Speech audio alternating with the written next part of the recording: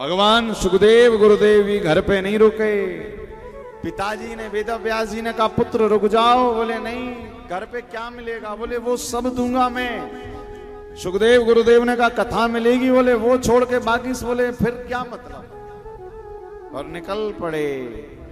लिखा हुआ है, कहां कहां गए कि यम प्रव्रजंतम अनुपेतम अपेत कृत्यम द्वैपायनो विरह कातर आजुहाव पुत्रेति तन्मयतया तरवोभिनेन्दोस् तम सर्वभूत हृदयं मुनिमानतोस्मि।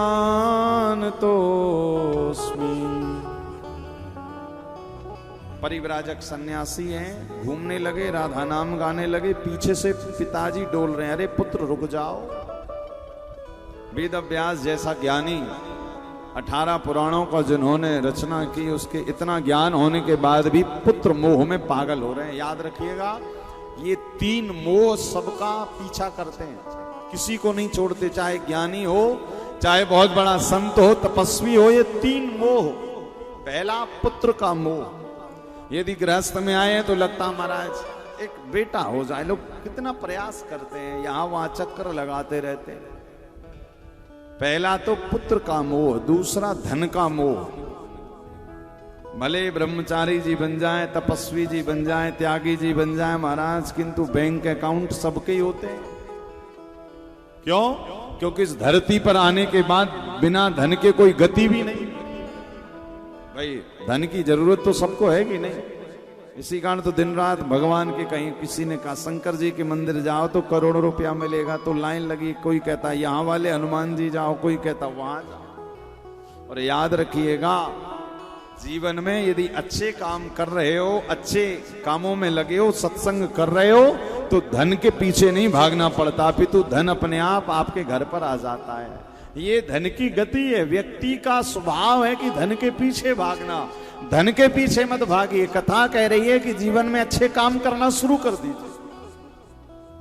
जैसे हम लोग भगवान की कथा तो गाते हैं, किंतु संग संग में ठाकुर जी की कथा के साथ साथ वृंदावन हरिद्वार में कुछ कुछ सेवाएं भी करते रहते हैं भगवान की कृपा से।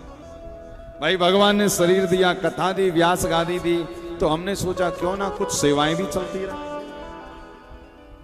और पिछले लगभग 4-5 जब से कोविड काल आया था, तब से हरिद्वार की देवभूमि गंगा तट पर लगभग 500 से 600 कुष्ठ रोगियों के परिवार जो हमारे श्यामा सेवा संस्थान के द्वारा गोद लिए गए। अब बताओ महाराज जी, इतने सारे लोगों का भोजन होता है, दवाइयों की सेवा होती है, कौन करता है? बोले बस ये अच्छा काम है ना, ठाकुर जी ने ये काम दिया है हमको, तो हम उसको करते हैं। संकल्प लिया, अब देने वाले भगवान अपने आप भेजते रहते किसी ना किसी। कभी कोई सेठ आया तो उसने कोई सेवा कर दी, कभी किसी ने कंबल बांट दिए। अभी गर्मी में एक सज्जन आए दिल्ली से, उन्होंने कहा महाराज 15 दिन हमारी तरफ से भोजन चलने दीजिए। एक हरिद्वार के ही आ गए, उन्होंने कहा महाराज 15 दिन की दवाई हमारा। तो अच्छे संकल्प केवल लेना हमको है, करने कराने वाले कन्हैया अपने आप करा देते हैं। हमें भय रहता है कि महाराज कैसे होगा। इसी कारण याद रखिएगा, जिनके जीवन में सत्संग है, सत्कर्म है, जिनके जीवन में परमार्थ है, जो सदैव दूसरों की चिंता करते रहते, दूसरों की भलाई करते हैं, याद रखिए जिनका जीवन दूसरों की भलाई में लगा है, उसको अपनी चिंता करने की जरूरत है ही नहीं। तुम्हारी चिंता अपने आप ठाकुर जी कर लें।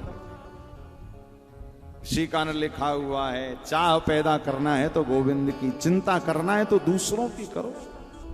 कि चाह गई चिंता गई। भक्त कैसा रहता है? कि चाह गई चिंता गई, ये मनुआ बेपरवाह, और जिसको कुछ नहीं चाहिए सो ही शहंशाह। तो लिखा हुआ है कि भैया वेद व्यास जी अपने पुत्र की मोह में जा रहे हैं। पुत्र रुक जाओ। जीवन में इसी कारण भैया सेवाएं करते रहो। बीच बीच में टीवी चैनल के माध्यम से भी कुछ रोगियों की उन सेवाओं को दिखाया जा रहा है। एक आध दिन हम यहाँ भी प्रयास करेंगे कि टीवी स्क्रीन लगाकर आपको वो सेवाएं दिखाई जाए।